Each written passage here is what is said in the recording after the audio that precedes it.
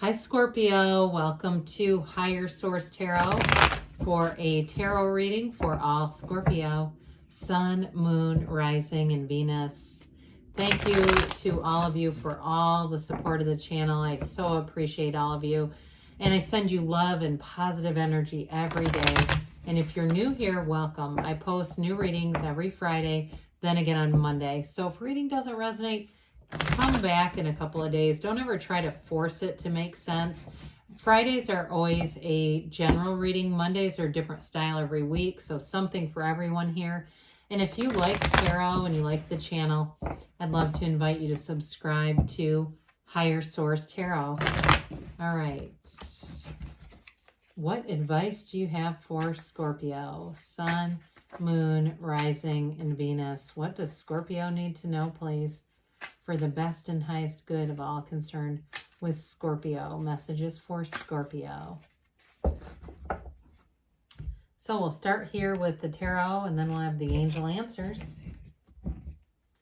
You've got the Magician, the Ace of Cups, the Three of Pentacles, the Five of Wands, the Knight of Swords, the Four of Swords, the Empress. Oh God, that's awesome. The Empress and the Hierophant. Well, you've definitely got love here. You are a magnet here. You've got magnetism coming in a relationship. This is absolute gold. I mean, you have something here that's manifesting that's really, really genuine. It's true and it's deep and it's a commitment. Now, for some of you, I do feel like you're going to put the smack down on somebody, not a love relationship, something else here. If you've got people bitching around you, you're not going to have much patience for it. If it's somebody in your family too, that it's like you're not really even caught in the middle. It's more like you're an observer. I think that you're going to pull that Knight of Swords out on them. So with the Magician here, you don't have time for that anyway. You're too busy transforming things with this. The Magician is an absolutely phenomenal energy. It's using your conscious mind on the subconscious, okay? So it's really creating from within and knowing that you're the cause and everything around you is the effect.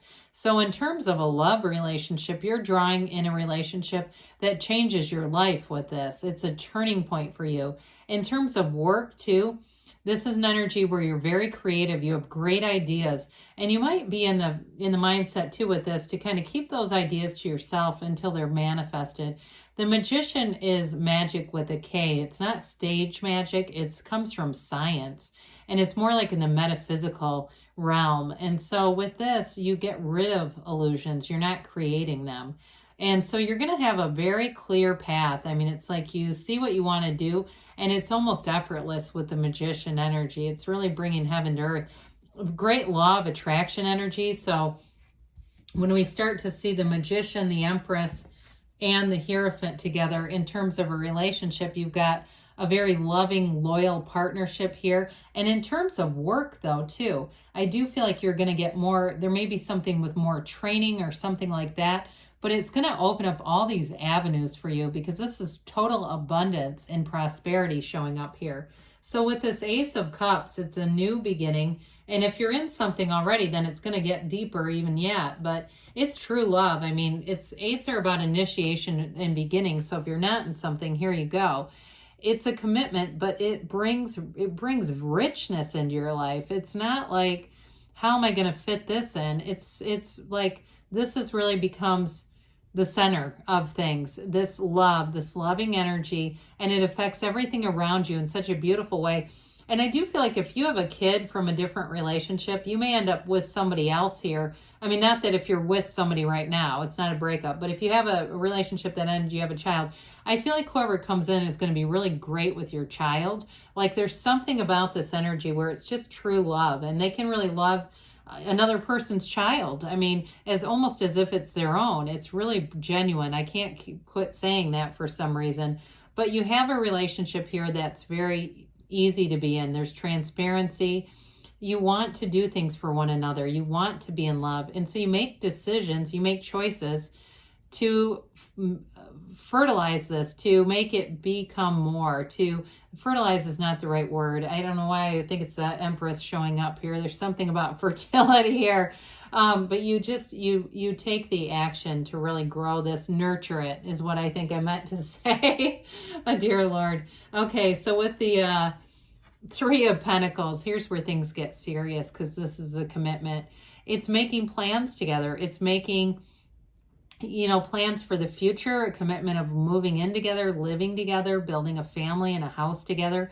In terms of work, though, it's definitely an elevation. It's bringing in new ideas, creativity, new projects, flow. You're in flow. It's a very harmonious energy. So this is great in terms of work as well, because you're all kind of vibing with each other. So one person has an idea and there's no confrontation there. It's like it just kind of evolves into something even better. And so with this too, you're going to be getting noticed, especially if you have something new that you're trying to do, in terms of if you're a consultant or you're doing some kind of training or launching a new product.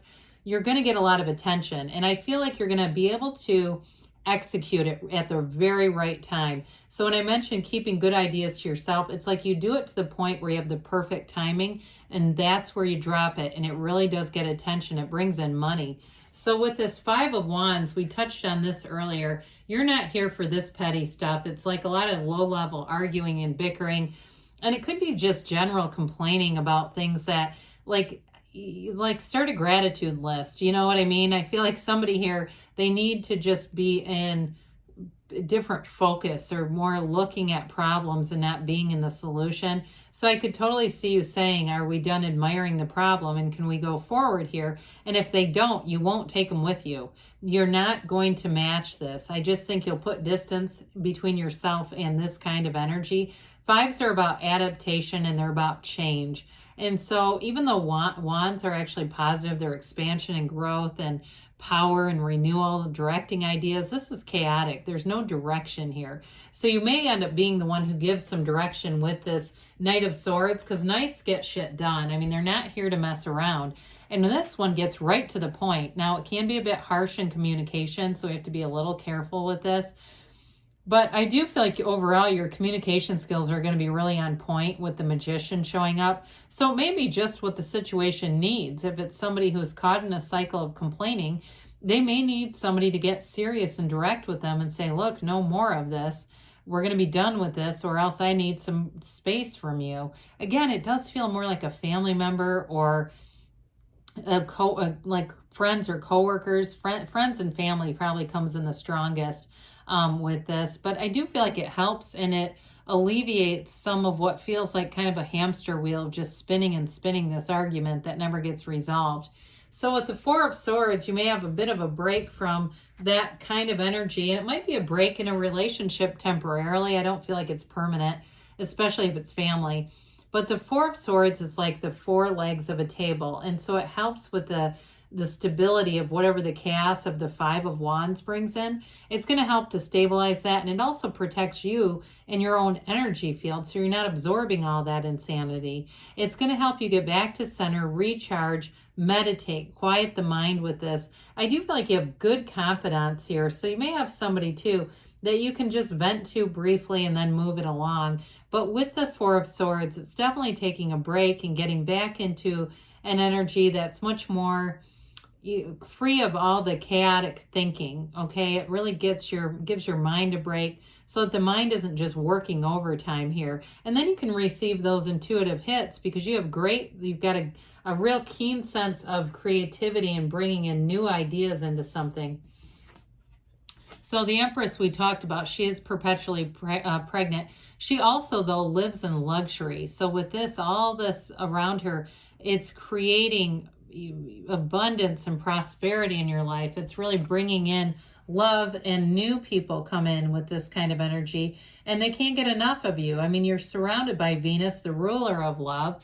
And with this, it's, she's like I said, the mother of the tarot. So it can be the energy of a mother, and that could be why that Knight of Swords shows up here too, where it's like the mother sitting their little children down and telling them not to argue, putting them all in time out.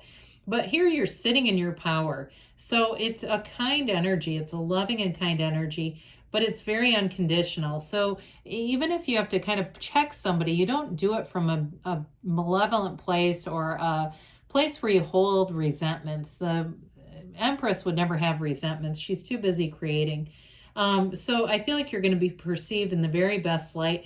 And it also, it's like you have the best interest of others when you're in this energy, but they really feel that. They really do feel like it comes from a kind and loving place here.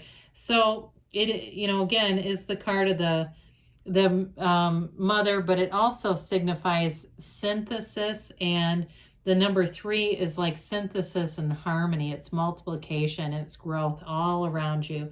So I do feel like it's a time, it's going to be a time for you where you have a lot of passion and depth with love with that Ace of Cups. And then we have the Hierophant, which we love.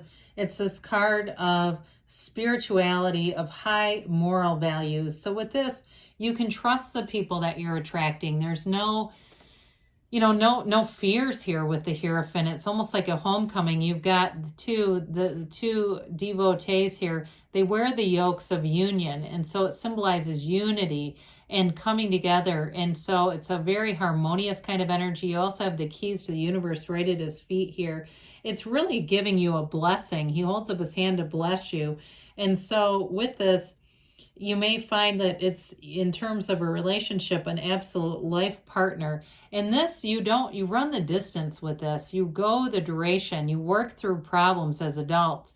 And even at work too. I mean, it can be a higher level of training, but you commit and you work through things, and you do it in a way that everyone wins. There's a win-win here, Scorpio. That's what I can say about that.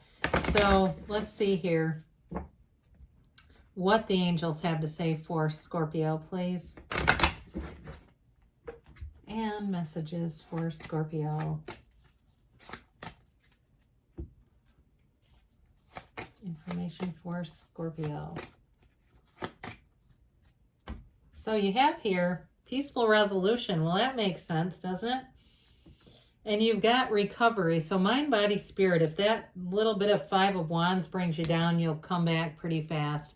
Ask your angels. Ask and they'll show you what to do within the next few weeks. And you definitely have cards here that indicate spring and summer arrivals. So, you know, April, May, we're already getting into March. So definitely things are coming. And you've got a yes. So good things are on the way for you, Scorpio. I love you. And I'll be back again soon.